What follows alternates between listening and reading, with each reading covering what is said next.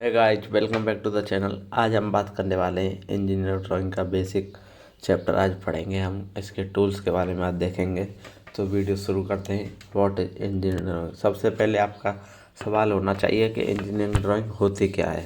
तो दोस्तों, आप जानते हैं आपके पास कोई भी आइडिया होता है तो उसको आप अपने पेपर पे देंगे। किसी भी एक ड्राइंग शीट दे दी जाती है, उस पर इंस्ट्रूमेंट के सहारे, इंस्ट्रूमेंट में बात करें तो स्केल होता है, पेंसिल्स होती हैं, उसके द्वारा उसकी प्रॉपर शेप और साइज बनाते हैं। आप प्रॉपर शेप साइज जो भी आपको दी गई है वह बनाते हैं। एक फिक्स डायमेंशन होती है, उसकी एक फिक्स स्केल होता है, उसमें आप अपनी आइडिया को उतारते हैं, उसी को इंजीनियरिंग ड्राइंग कहते हैं। तो दोस्तों वही है, आप अपने आइडिया को एक पेपर पे फिक्स डायमेंशन में, प्रॉपर शेप एंड साइज में, सिस्टमिक वे से कुछ इंस्ट्रूमेंट के जरिए उसको अगर आप आइडिया को पेपर पर उतारते हैं, उसको इंजीनियरिंग ड्राइंग कहते हैं। तो इंजीनियरिंग ड्राइंग का आपको पता चल गया क्या होता है। देखिए, लैंग्वेजेज ही होती हैं, बहुत सारी लैंग्वेज होती हैं। उसमें एक रिटन लैंग्वेज होती है जो हम लिखते हैं, पढ़ते हैं। उसके बाद ग्राफिकल लैंग्वेज होती है, साइन लैंग्वेज होती है, रोड्स वगैरह पे साइंस लगे होते हैं, वो साइन लैंग्वेज होती है। एक वोकल लैंग्वेज बोलने वाली होती है केवल। कंप्यूटर लैंग्वेज भी आपने बहुत सारी पढ़ी होंगी, कंप्यूटर लैंग्वेज होती है। तो दोस्तों, ग्राफिकल लैंग्वेज में ही हमारी इंजीनियरिंग ड्राइंग आती है। ग्राफिकल लैंग्वेज में इंजीनियरिंग ड्राइंग आती है। एक मॉडर्न आर्ट आता है, ऑयल पेंटिंग, वाटर पेंटिंग, ये इसी का मॉडर्न आर्ट का। लेकिन आपका एक क्वेश्चन आपसे पूछा जाएगा कि इंजीनियर ड्राइंग कैसी लैंग्वेज है, तो आपको बता देना है इंजीनियर ड्राइंग एक ग्राफिकल लैंग्वेज है। तो दोस्तों, इंजीनियर ड्राइंग है क्या, वो आपको पता चल गया, एक ग्राफिकल लैंग्वेज है। अब आगे चलते हैं। देखिए, ग्राफिकल लैंग्वेज में भी बहुत सारी लाइंस होती हैं, लाइंस के द्वारा बनाया जा सकता है। प्रोजेक्शन मेथड होते हैं, ज्योमेट्रिक कंस्ट्रक्शन होता है, और एक इंडियन ड्राइंग में वर्ड लैंग्वेज भी की जाती है, जिसमें हम नंबरिंग और लेटरिंग करते हैं। तो दोस्तों, इंडियन ड्राइंग में ही lines, projection, geometrical, lettering, numbering ये सब किया जाता है। तो अब बात करते हैं ड्राइंग स्टैंडर्ड्स, इसके एप्लीकेशंस के बारे में कि इंडियन ड्राइंग का यूज क्यों किया जाता है, कहाँ किया जाता है। तो देखिए, नेविगेशन में इसका यूज शिप्स में किया जाता है, उसमें भी इंजीनियरिंग ड्राइंग का ही यूज किया जाता है। उसके बाद में ऑटोमोबाइल्स इंडस्ट्री में इंजीनियरिंग ड्राइंग का यूज किया जाता है। चाहे वो आपकी कोई भी गाड़ी की डिजाइन बनती है, पहले वह इंजीनियरिंग ड्राइंग के द्वारा ही बनाई जाती है। गाड़ी को छोड़िए दोस्तों, आपका एक नट बोल्ट का भी बनता है, पहले वह इंजीनियरिंग ड्राइंग के द्वारा बनाया जाता है, उसके बाद उसको डाला जाता है। तो उसमें होती है। उसके बाद में ये तो आप सब जानते हैं कि रोड्स वगैरह बनते हैं, डैम्स वगैरह बनते हैं, इसमें यूज किया जाता है सिविल इंजीनियरिंग में। उसके बाद में इलेक्ट्रिकल अप्लायंस में सर्किट वगैरह के लिए भी आपको इंजीनियरिंग ड्राइंग के बनाना पड़ता है। सर्किट्स हो गए, टीवी, फोन, इनके अप्लायंस के सर्किट बनते हैं, इनकी डिज़ाइन बनती है, वो सब भी इंजीनियरिंग ड्राइंग में बनाई जाती है। अब इंजीनियरिंग ड्राइंग के चार टाइप होते हैं दोस्तों। एक तो ज्योमेट्रिकल ड्राइंग होती है, जिसमें ज्योमेट्री के बहुत सारे फिगर्स आपको देखने को मिलते हैं, वो बनाए जाते हैं, या वो 3D हुआ या वो 2D हुआ। उसके बाद में मैकेनिकल इंजीनियरिंग में आप पढ़ चुके हैं, सिविल इंजीनियरिंग होती है, इलेक्ट्रिकल इंजीनियरिंग। अब बात करते हैं मैकेनिकल इंजीनियरिंग ड्राइंग में कहाँ कहाँ इसका यूज है, बता चुका हूँ। देखिए, कीज में, कपलिंग में, पाइपलाइन में, हाइड्रोलिक्स में, न्यूमेटिक्स में, फैब्रिकेशन में, वेल्डेड जॉइंट में, रिवेट जॉइंट, ये सब बनाए जाते हैं। और आप, अगर आपका बैकग्राउंड मैकेनिकल इंजीनियरिंग से है तो आपने बहुत सारी इंजीनियरिंग ड्राइंग बनाई होंगी। उसके बाद में इलेक्ट्रिकल वाले भी इंजीनियरिंग ड्राइंग का यूज करते हैं, जो कि वायरिंग डायग्राम, मैंने जैसा आपको बताया, इंडस्ट्रीज में यूज होता है, सर्किट डायग्राम बनाया जाता है। इलेक्ट्रिकल इंस्टॉलेशन में भी इसका यूज होता है। उसके बाद में इलेक्ट्रॉनिक्स में भी इसका यूज, सर्किट ड्राइंग, पीसीबी, ये सब में होता है। सिविल इंजीनियर तो आप सब जानते हैं, वोल्ट, घर की डिजाइन भी है, आजकल नक्शा बनने लगा है, वह भी इंजीनियरिंग ड्राइंग के द्वारा ही बनाया जाता है। इंजीनियरिंग ड्राइंग ही होती है वह एक तरह की। उसके बाद में बात करते हैं, इसके कुछ स्टैंडर्ड्स होते हैं इंजीनियरिंग ड्राइंग के। अभी ऐसा तो नहीं है यहाँ हमने ड्राइंग बनाई तो वह, उसके कुछ स्टैंडर्ड्स होते हैं जो वर्ल्ड वाइड एक्सेप्ट किए जाते हैं। ऐसा नहीं हो सकता कि इंडिया में इसका स्टैंडर्ड अलग है और बाहर जाके उसका स्टैंडर्ड अलग है। तो उसको एक यूनिवर्सल बनाने के लिए एक ऑर्गेनाइजेशन है जिसका नाम है, जो उसकी देख रेख करता है, इंटरनेशनल ऑर्गेनाइजेशन ऑफ स्टैंडर्डाइजेशन। इसको आपको याद रखना है। और एक अपना इंडिया का भी इंस्टीट्यूट है जिसको बोलते हैं BIS। BIS इंडिया में इसकी देख रेख करता है, स्केल्स पैमाने वगैरह डिसाइड करता है, उसको बोलते हैं bureau of Indian standard, bureau of Indian standards. इसकी फुल फॉर्म आपसे कभी कभी एग्जाम में पूछ ली जाती है। BIS होती है ब्यूरो ऑफ इंडियन स्टैंडर्ड, और ISO होती है इंटरनेशनल ऑर्गेनाइजेशन ऑफ स्टैंडर्डाइजेशन, जिसका हेडक्वार्टर जेनेवा, याद रखिए। तो दोस्तों ये ड्राइंग स्टैंडर्ड्स हो गए। उसके बाद में बात करते हैं हम इंजीनियरिंग ड्राइंग जो बनाते हैं उसमें बहुत सारे हम इंस्ट्रूमेंट का यूज करते हैं। अब उनका इंस्ट्रूमेंट के बारे में हम पढ़ेंगे कि क्या क्या हम इंस्ट्रूमेंट यूज करते हैं, उनका क्या एप्लीकेशन होता है, तो उसके बारे में एक देखिए। सबसे पहले जो कॉमन इंजीनियरिंग ड्राइंग है वो है ड्राइंग बोर्ड। उसके बाद में रबड़ भी आप यूज करते हो, इंस्ट्रूमेंट बॉक्स होता है, स्केल्स होते हैं बहुत सारे, पैमाना जिसको बोलते हो, ड्राइंग पेपर होते हैं, T-स्क्वायर होता है, प्रोटेक्टर होता है, पिन्स और क्लिप होती हैं, पेंसिल सेट स्क्वायर, कंपास होती है, एडेसिव टेप्स होते हैं, और फेंच कर्व्स होते हैं। ये सब इंस्ट्रूमेंट हम इंजीनियरिंग ड्राइंग बनाने के लिए, उसको अच्छा बनाने के लिए इसको यूज करते हैं। उसमें ड्राइंग बोर्ड को एक बार देख लेते हैं कि ड्राइंग बोर्ड का यूज कैसे कहाँ कहाँ किया जाता है, और इसका एक डिटेल एनालिसिस करेंगे। देखिए ड्राइंग बोर्ड होता क्या है? It is a board of platform और रेक्टेंगुलर शेप। ड्राइंग बोर्ड जो भी होता है दोस्तों वो एक रेक्टेंगुलर टाइप का एक लकड़ी का बना हुआ शेप में प्लेटफॉर्म होता है। उसमें क्या होता है आपका, यहीं हम अपनी सीट्स को लगाते हैं, और ये जो स्ट्रिप्स के द्वारा बहुत सारी इसमें लकड़ी होती है उसके द्वारा बना होता है। देखिए इस प्रकार का कुछ दिखता है। मैं इसका भी तो आपको पीछे का भाग दिखा रहा हूँ बना के, अच्छे से बनाते हैं थोड़ा।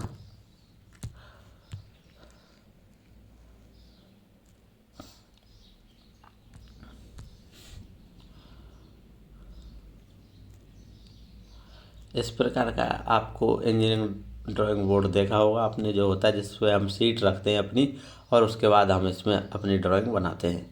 तो दोस्तों ये बनाया किसका जाता है? ये बनाया जाता है या तो ओक की लकड़ी हो या जैतून की लकड़ी। आपसे ये क्वेश्चन डायरेक्ट पूछा जाएगा कि इंजीनियरिंग ड्राइंग को किस लकड़ी से बनाया जाता है, तो आपको याद रखना है जैतून या ओक की लकड़ी से इसको बनाया जाता है, याद रखिएगा, जैतून या ओक की लकड़ी से इंजीनियरिंग ड्राइंग बोर्ड को बनाया जाता है। इस और देखिए the size of the drawing board need to be larger than that of the drawing paper. ये वही आपका इंजीनियरिंग ड्राइंग बोर्ड का साइज बड़ा होना चाहिए, ड्राइंग पेपर के बाहर ड्राइंग पेपर नहीं निकलना चाहिए। उसके बाद में it is made of would, लकड़ी से बनाया जाता है। किसकी लकड़ी से बनाया जाता है? ये क्वेश्चन आपको याद रखना है, जैतून और ओक की लकड़ी से बनाया जाता है। उसके बाद में इसकी स्मूथ सरफेस होनी चाहिए टॉप, क्योंकि हमारी सीट को कोई नुकसान ना हो, इसके बारे में। और उसके बाद बात कर लें इंजीनियरिंग ड्राइंग बोर्ड की ही बात करता हूँ मैं आपसे। देखिए ये रहा इंजीनियरिंग बोर्ड जो आप देख पा रहे हैं। देखिए दोस्तों इंजीनियरिंग बोर्ड ऐसा तो होता ही है, लेकिन इसमें यहाँ पर साइड में एक लकड़ी टाइप का एक यहाँ एज लगा होता है, जो कि वर्किंग एज भी उसको बोलते हैं, और उसको इंग्लिश में उसकी भाषा में एबोनी बोलते हैं। एबोनी को ही वर्किंग एज भी बोलते हैं। तो आपको याद रखना है। देखिए आप इस इमेज में भी देख पा रहे हैं, जो आप ये जो वाला भाग देख रहे हैं ये क्या है? ये एबोनी है। यहाँ पे आप अपना T-स्क्वायर रख के फिट करते हैं तो वो एकदम पैरेलल चलता रहता है इसी के सारे ऐसे ये एबोनी बनी हुई है यहाँ पर। तो आप अपना T-स्क्वायर हमारा कुछ इस शेप का होता है, इसको हम यहाँ रखेंगे तो इससे ये पूरा सीधा एकदम स्ट्रेट पैरेलल चलता रहता है, एबोनी होता है। उसके बाद में इसके ये बैटन्स होते हैं। बैटन्स क्या करते हैं दोस्तों? ये जो स्ट्रिप्स हैं बहुत सारी, इनको रोकने का काम करता है बैटन्स, इसको रोकने के लिए लगाया जाता है। यह हमारा इंजीनियरिंग बोर्ड है। ये इसका पिछला भाग आप देख पा रहे हैं, नीचे वाला भाग, और ऊपर से एकदम प्लेन होता है, स्मूथ होता है एकदम इंजीनियरिंग ड्राइंग। अब इसकी कुछ लेंथ और लंबाई भी हैं जो दी जाती हैं हमको, वह भी हमें पढ़नी होंगी। उसके लिए देखिए मैं आपको बता देना चाहता हूँ, ड्राइंग बोर्ड 4 तरह के होते हैं। एक होता है D0, उसके बाद होता है D1, उसके बाद होता है D2 और होता है D3। आपको याद रखना है D0, D1, D2, D3। अब इसकी लेंथ्स के बारे में बात करें, इसकी स्टैंडर्ड लेंथ है D0 की लेंथ से 1500 गुणा 1000 इंटू 25, ये D0 हो गई। अब इसमें बात करते हैं D1 की क्या होगी। आपको थोड़ा ट्रिक से भी इसको देख के चलना है। इसकी देखिए ये 1000 है, 1000 ये mm में है सारी डायमेंशन, ये लेंथ है, ये ब्रेड्थ है, ये हाइट है। तो इसको देख लेना है, सारी डायमेंशन है, ये mm में है।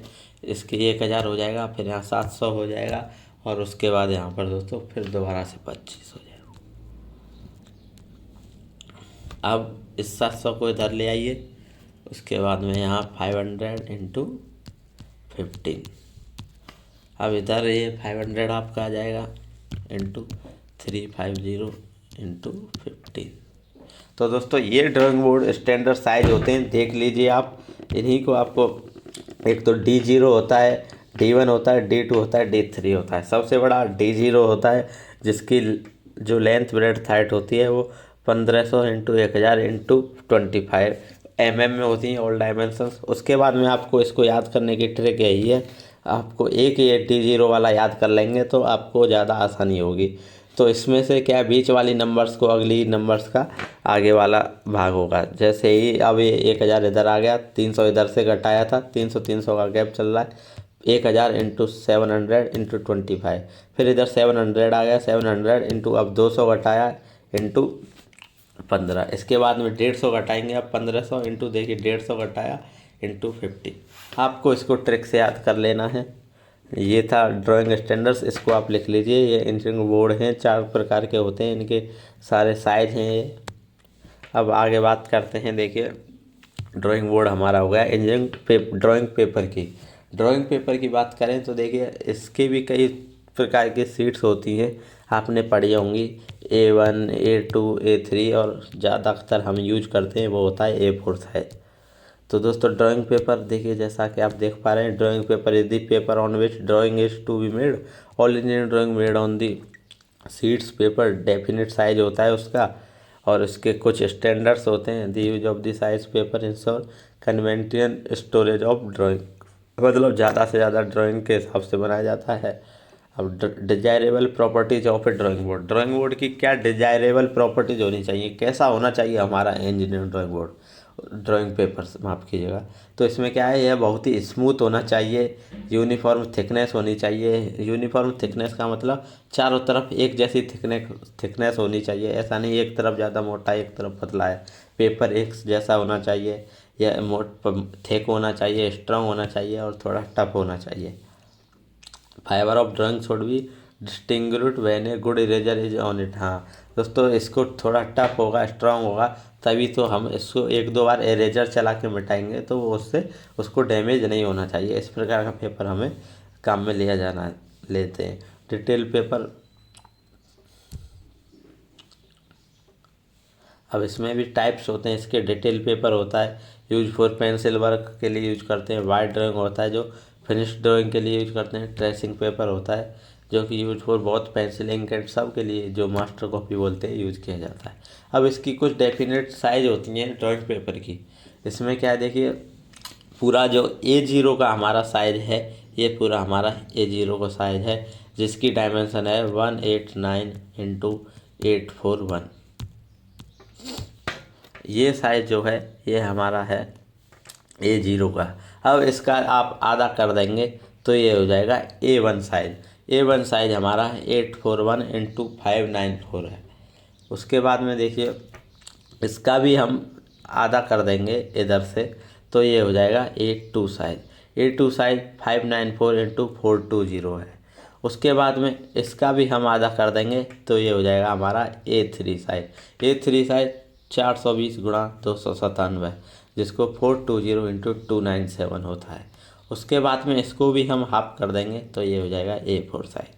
तो आपको याद रखना है, आप ये मत समझिए कि A4 बड़ा होता है, सबसे बड़ा होता है A0, फिर A1 आता है, A2 आता है, A3 आता है, A4 आता है। तो आपको ये डायमेंशंस याद रख लेनी है।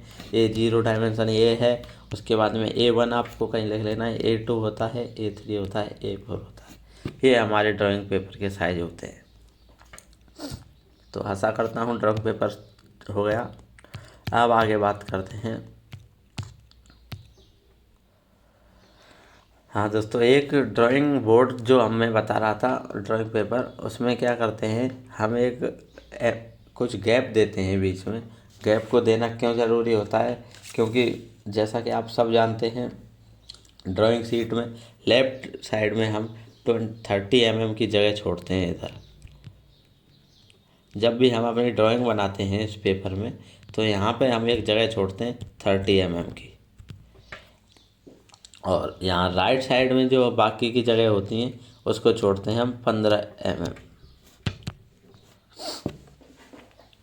क्यों छोड़ते हैं? क्योंकि ये स्टैंडर्ड है एक। यहाँ पर जब भी हम अपनी ड्राइंग, ये मान लीजिए ये हमारा पूरा ड्राइंग बोर्ड है और ये हमारी ड्राइंग शीट है। इधर ड्राइंग शीट ये है। ड्राइंग में बोर्ड थोड़ा बड़ा ही होगा। उसके बाद भी हम क्या करेंगे, जो हम अपनी ड्राइंग बनाएंगे, मान लीजिए हम इतने एरिया में अपनी ड्राइंग बनाने वाले हैं, ड्राइंग पेपर के भी। वो क्यों हो दोस्तों? ये एक स्टैंडर्ड है। यहाँ 30 mm की गैप छोड़ेंगे इस साइड में, यहाँ पर 15 mm, यहाँ 15 mm और यहाँ 15 mm, जब भी ड्राइंग बनाते हैं। तो उसके बाद में आगे चलते हैं, बात करते हैं। देखिए, मिनी ड्राफ्टर आप सब जानते हैं। मिनी ड्राफ्टर क्या होता है, आपने यूज भी किया होगा। ये बहुत मल्टीपल यूज के लिए काम में लिया जाता है। मिनी ड्राफ्टर ऐसा होता है, देख लीजिए। इसकी ड्राइंग शीट पे इसको क्लैंप के द्वारा कस दिया जाता है। कसने के बाद में इसको चलाया जाता है। ये देखिए, पैरेलल लाइंस खींच सकता है, ये एंगल्स बना सकता है। ये मतलब मल्टीपल पर्पज़ के लिए इसका यूज हम कर सकते हैं मिनी ड्राफ्टर का। स्केल का भी यूज कर सकता है। इससे हम पैरेलल लाइंस, इंक्लाइंड लाइंस, कैसे भी कुछ भी लाइंस बना सकते हैं। तो ये था मिनी ड्राफ्टर। अब बात करते हैं पेंसिल्स के बारे में। देखिए, पेंसिल्स बहुत प्रकार की इंजीनियरिंग ड्राइंग में यूज की जाती हैं। Pencil are use to draw lines के लिए, सिंबल्स के लिए हम इंजीनियरिंग ड्राइंग में पेंसिल्स का यूज करते हैं। और ये पेंसिल्स को हमने डिफ्रेंशिएट किया गया है इनकी ग्रेड के आधार पर। ग्रेड होती हैं, एक हार्ड ग्रेड की पेंसिल होती है, मीडियम ग्रेड की होती है और सॉफ्ट ग्रेड की होती है। हार्ड ग्रेड में क्या आती है, 9H, 8H, 7H, 6H, 5H, H4 होता है हार्डनेस। तो याद रखिएगा। मीडियम साइज की होती हैं 3H, 2H, H, F, HB, B। उसके बाद में होती है 2B, 3B, 4B, 5B, 6B, 7B होती है सॉफ्ट। अब इसमें सबसे ज़्यादा हार्ड पेंसिल होती है, वो होती है 9H पेंसिल हमारी। और सबसे ज़्यादा सॉफ्ट पेंसिल होगी वो हमारी होगी 7B पेंसिल। अब इसको दोस्तों याद कैसे करना है आपको? याद करने के लिए आपको क्या करना है, देखिए, आपको लिख लेना है सारी पेंसिल को एक साथ। यहाँ से 9H लिख लीजिए, यहाँ पर 7B लिख लीजिए। अब इधर से आते जाइए, 8H, 7H, 6H, 5H, 4H, 3H, 2H, H, HB। जब H ख़त्म हो जाए उसके बाद HB लगा दीजिए उसके बीच में, और उसके बाद फिर B कर दीजिए। H ख़त्म हो गया तो B, उसके बाद में 2B, 3B, ऐसे डैश 7B तक चले जाइए। तो आप इस प्रकार से 18 पेंसिल को याद कर पाएंगे अच्छे से। अब इसमें आप जानते हैं 9H हार्डेस्ट, सबसे ज़्यादा जो हार्ड पेंसिल होती है जो, वो होती है 9H। और उसके बाद सबसे सॉफ्ट होती है 7B। इधर जाएंगे सब हार्डनेस बढ़ती जाएगी, इधर जाएंगे B की तरफ तो हार्डनेस, सॉफ्टनेस बढ़ती जाएगी। और एक बीच में जो होता है, ये मीडियम होती हैं। 3H से लेके HB तक जो पेंसिल होती हैं, ये मीडियम पेंसिल्स होती हैं। सबसे ज़्यादा हार्ड ये है 9H, सबसे ज़्यादा सॉफ्ट पेंसिल है 7B है। और ये दोस्तों पेंसिल्स की ग्रेड के बारे में मैं आपको बता चुका हूँ। ग्रेड के आधार पर इसको डिवाइड किया जाता है। अब देखिए, पेंसिल्स सॉफ्ट और हार्ड कैसे होती हैं। पेंसिल और सॉफ्ट और हार्ड होने का मतलब है, इसमें पेंसिल आप जानते हैं, इसमें ग्रेफाइट डाला जाता है, जो इसकी नेब होती है। पेंसिल की ग्रेफाइट डालते हैं, उसके बाद उसमें कुछ क्ले डालते हैं, और उसके बाद एक और कायोलिन नाम का पदार्थ डाला जाता है। तो दोस्तों, जिस प्रकार से कायोलिन की मात्रा हम बढ़ाएंगे तो हमारी हार्डनेस बढ़ती जाती है। तो आप ये याद रखिए, पेंसिल में हार्डनेस का कौन जिम्मेदार होता है, तो वो होता है कायोलिन पदार्थ। जिसकी जो बढ़ता जाता है तो हार्डनेस बढ़ती जाती है, कम होगा तो हार्डनेस कम होती जाएगी। अब उसके बाद में पेंसिल्स का आपका मैंने बता दिया है। पेंसिल की सामान्यतः लंबाई होती है वो 18 सेंटीमीटर के लगभग होती है। और ये आप पढ़ सकते हैं। Selection of pencil selection pencil का देखिए, बहुत सारी पेंसिल्स का यूज अलग अलग चीज़ों में किया जाता है। कंस्ट्रक्शन लाइन में अलग पेंसिल या बॉर्डर लाइन के लिए अलग पेंसिल, वो हम आगे पढ़ने वाले हैं। लाइंस पढ़ेंगे तब मैं आपको पेंसिल्स बताने वाला हूँ कि कौन सी पेंसिल से क्या क्या बनाया जाता है। अब आगे चलते हैं। कुछ और पेंसिल्स होती हैं, जैसे कि मान के चलिए शार्प पॉइंट होता है। एक पेंसिल शार्प होती है। शार्प पॉइंट देखा होगा आपने, बहुत ही नुकीली पेंसिल होगी एक। तो उसका क्या है, उसको कंस्ट्रक्शन लाइन में, डायमेंशन लाइन में यूज करते हैं। डायमेंशन लाइन बनाने के लिए कंस्ट्रक्शन लाइन बनाते हैं, उसी से बनाते हैं। उसके बाद में एक चीजल टाइप की होती है पेंसिल, उसका यूज होता है। उसका यूज कहाँ होता है, हॉरिजॉन्टल लाइन बनाने में, वर्टिकल लाइन और हॉरिजॉन्टल बनाने में उसका यूज होता है। उसके बाद में ब्लंट होती है, बहुत ज़्यादा मोटी होती है आगे से जो पेंसिल, उसका यूज कहाँ करते हैं, लेटरिंग में करते हैं, डायमेंशनिंग में करते हैं, उसका यूज करते हैं। ये भी आप याद रखिएगा। शार्प पॉइंट पेंसिल का use construction line, dimension line, chisel का हॉरिजॉन्टल और वर्टिकल लाइन में। ब्लंट पेंसिल होती है, उसका यूज कहाँ होता है, उसका यूज होता है लेटरिंग में। और ये हम आगे भी पढ़ने वाले हैं, आप इसको एक बार देख लीजिए। तो दोस्तों ये था आपका। अब बी से भी बता दूं। एच तो मैंने हार्डनेस बता दिया। B4 होता है, इसमें ब्लैकनेस, या कहीं कहीं आपको देखने को मिलेगा बोल्डनेस। तो इसमें थोड़ा सा डाउट है, कहीं कोई बुक में उसमें बोल्डनेस है, कहीं ब्लैकनेस है। मैं आपको बताऊंगा ये बोल्डनेस ही होता है। तो B4 बोल्डनेस। अब पेंसिल्स हो चुकी हैं, आप जानते हैं। अब आगे देखिए, ये भी आप देख लीजिए। इसके बारे में मैं आपको बाद में बताने वाला था। कंस्ट्रक्शन लाइन के लिए 2H 3H पेंसिल यूज करते हैं, गाइडलाइन के लिए 3H 2H, ये बाद में पढ़ेंगे आप। अब बात करते हैं टी स्क्वायर के बारे में। टी स्क्वायर दोस्तों कुछ इस प्रकार का होता है। इसमें देखिए टी स्क्वायर होता है, टी शेप का होता है। टी स्क्वायर उसी को कहते हैं। ये क्या करता है, हॉरिजॉन्टल स्ट्रेट लाइन खींचने के लिए इसको हम हमारी ये ड्राइंग शीट पे रख देते हैं। ड्राइंग शीट है, इधर हम अपना टी स्क्वायर रख देंगे, तो ये क्या करेगा, एकदम हॉरिजॉन्टल लाइन खींचता रहेगा। इसको हम ऊपर नीचे करते रहेंगे एबोनी से, तो ये हॉरिजॉन्टल लाइन खींच के हमें देता रहेगा। तो दोस्तों टी स्क्वायर होता है use to guide the triangle when drawing vertical and inclined. Triangles में भी वर्टिकल इंक्लाइंड करते हैं तब भी इसका यूज होता है। उसके बाद में अगला बात करते हैं सेट स्क्वायर। दोस्तों सेट स्क्वायर होता है जो कॉमन एंगल्स खींचने के लिए यूज किया जाता है। 30 डिग्री का हुआ, 45 डिग्री का, 60 डिग्री का। सेट स्क्वायर इस प्रकार का दो साइज में आता है। देखिए आप देख सकते हैं, एक में 30 डिग्री 60 डिग्री होता है, एक में 45 45 45 90 होता है। तो इसमें ये पैरेलल और परपेंडिकुलर लाइन भी खींच सकता है। देखिए यहाँ से भी लाइन खींच सकते हैं, यहाँ से भी पैरेलल भी, परपेंडिकुलर भी और इंक्लाइंड भी लाइन आप यहाँ से खींच सकते हैं। देखिए परपेंडिकुलर लाइन खींचने के लिए इसका यूज होता है। और एक सेट स्क्वायर के सभी एंगल का जो योग होता है वो 180 डिग्री होता है। सेट स्क्वायर हो गया। अब बात करते हैं प्रोटेक्टर के बारे में। प्रोटेक्टर जो होता है इसको हिंदी में आप चांदा भी बोलते हैं। चांदे का यूज आप सब जानते हैं, एंगल बनाने के लिए हम इसका यूज करते हैं। चांदे का कर्व भी इससे बना सकते हैं, लेकिन इसका ज़्यादातर योग हम इंजीनियरिंग ड्राइंग में एंगल्स बनाने के लिए करते हैं।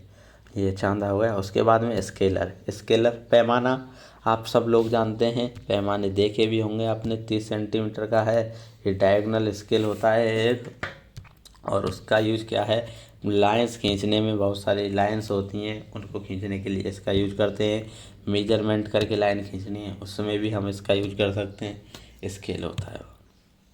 अब दोस्तों कंपास, हिंदी में प्रकाल भी आपने बोला होगा, जो पहले आती थी।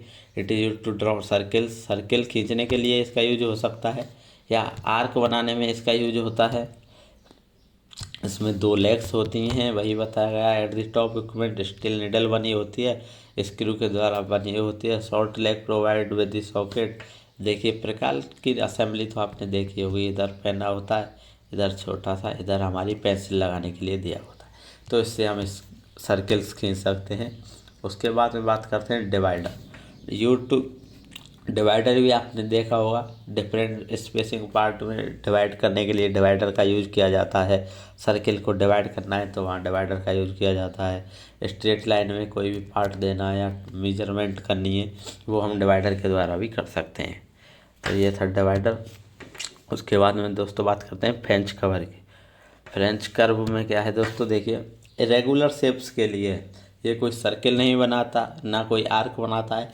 इसमें बहुत सारी इरेगुलर शेप्स दी होती हैं। देखिए ये सारे फ्रेंच कर्व्स हैं जो आप देख सकते हैं, अलग अलग इरेगुलर शेप्स होती हैं। कोई भी हमें ज़रूरत पड़ती है इरेगुलर शेप, उसके लिए हम फ्रेंच कर्व को लाते हैं और वहाँ से बनाते हैं।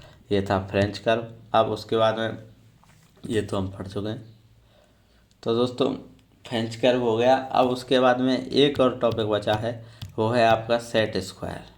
सेट स्क्वायर में बता चुका हूँ आपको, मेरी ड्राफ्टर भी बता चुका हूँ। अब बात करता हूँ, मैं आपको एक चीज़ बताने वाला हूँ। देखिए जब भी आप इंजीनियरिंग ड्राइंग बनाते हैं, ये आपकी इंजीनियरिंग ड्राइंग है, इसमें आपने मान लीजिए सीट लगा दी, ये आपने अपनी ईडी की अपनी ड्राइंग सीट लगा दी। अब इसमें क्या करते हैं, नीचे एक हम टाइटल बॉक्स देते हैं। यहाँ पर ये टाइटल बॉक्स दोस्तों दिया जाता है। यहाँ पर आपको बहुत सारी स्केलिंग, जो आपने क्या क्या स्केल लिया वो आप लिखते हैं। मान लीजिए स्केल क्या लिया आपने, पैमाना 1x1 का, 1x2 का, जो मैं आगे आपको बताने वाला हूँ। उसमें आपने सारी डायमेंशन mm में है, सेंटीमीटर में, अपना आप यहाँ नाम लिखेंगे, ड्राइंग का नाम लिखेंगे, ये सब आपको लिखना होता है टाइटल बॉक्स में। उसके बारे में आपको बताना होता है। इसका भी एक फिक्स मेजरमेंट होता है, और फिक्स ये राइट हैंड के नीचे ही यहीं लगाया जाता है। राइट हैंड में सबसे नीचे टाइटल बॉक्स दिया जाता है। टाइटल बॉक्स की लंबाई चौड़ाई की बात की जाए तो 185 मतलब 185 इंटू 65 इसकी लंबाई चौड़ाई होती है।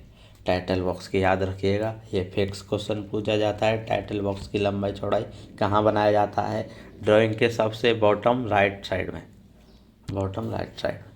तो ये था दोस्तों इंजीनियर ड्राइंग के कुछ टूल्स के बारे में हमने आज देखा कि क्या क्या हम पढ़ते हैं। आशा करता हूँ आपको कुछ समझ में आया होगा, और आप अपनी बुक से अब इसके बाद पढ़ने जाएंगे तो आपको एकदम अच्छे से समझ में आ जाएगा। आगे हम इसके क्वेश्चंस लगाने वाले हैं बहुत सारे टूल्स को लेके, उस वीडियो को भी आप ज़रूर देखिएगा, तब आपको और बेनिफिट मिलेगा। आज की वीडियो में बस इतना ही। As always God bless you all.